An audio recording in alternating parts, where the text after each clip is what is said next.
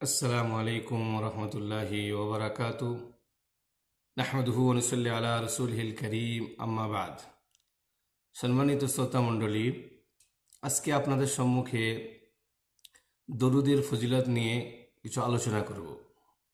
নবী সাল্লাল্লাহু আলাইহি সাল্লাম বিশেষ করে জুমার দিনে আমাদেরকে খুব বেশি বেশি দরুদ পড়ার জন্য বলছেন, যেটা সহিহ তারগিব গ্রন্থের মধ্যে উল্লেখ আছে।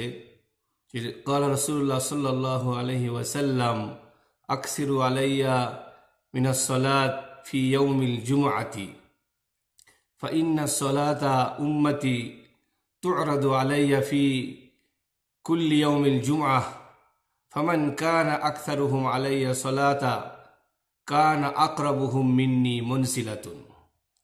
অর্থাৎ তোমরা জুমার দিনে অর্থাৎ শুক্রবারের দিনে আমার প্রতি বেশি বেশি করে দরুদ পাঠ করো, কেননা আমার উম্মতের দরুদ জুমার দিনে আমার কাছে পেশ করা হয়, এবং যে ব্যক্তি জুমার দিনে যত বেশি বেশি দরুদ পড়বে সে কিয়ামতের দিনে আমার অতি সে নিকটে থাকবে। অর্থাৎ যে যত বেশি দরুদ পড়বে কিয়ামতের দিনে তার মাকাম নবী করিম সাল্লাল্লাহু আলাইহি সাল্লামের তত সন্নিকটে হবে।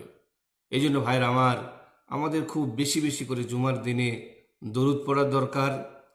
দরুদ পড়া প্রসঙ্গে ইমাম ইবনে সাদি রহমতুল্লাহ আলাইহি তিনি এর ফজিলত বয়ান করতে গিয়ে বর্ণনা করেছেন যে এই দরুদের দ্বারা আল্লাহ রাব্বুল আলামিন গুনাহ মাফ করে থাকেন এবং সমস্ত রকম ভুল ত্রুটির কাফফারা পরিণত হয়, এবং এই দরুদ দোয়া কবুলের একটা অন্যতম কারণ এবং সমস্ত রকম প্রয়োজন মেটানোর একটা বড় একটা সবাব।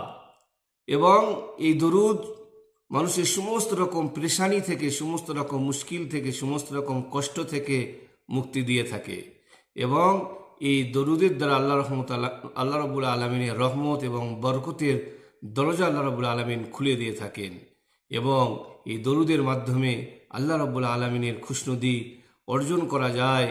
এই দরুদ কবরের মধ্যে বান্দার জন্য রোশনি হবে এবং সমস্ত রকম আফাত থেকে তাকে, বিপদ থেকে তাকে উদ্ধার করবে, এবং এই দরুদের দ্বারা দুনিয়া এবং আখিরাতের ভালাই এবং আল্লাহ রাব্বুল আলামিনের খুশনুদি হাসিল করার সর্বোত্তম মাধ্যম। এই জন্য আল্লাহর কাছে দোয়া করি, আল্লাহ রাব্বুল আলামিন আমাদের প্রত্যেককে জুমার দিনে বেশি বেশি দরুদ পড়ার তৌফিক দান করুক।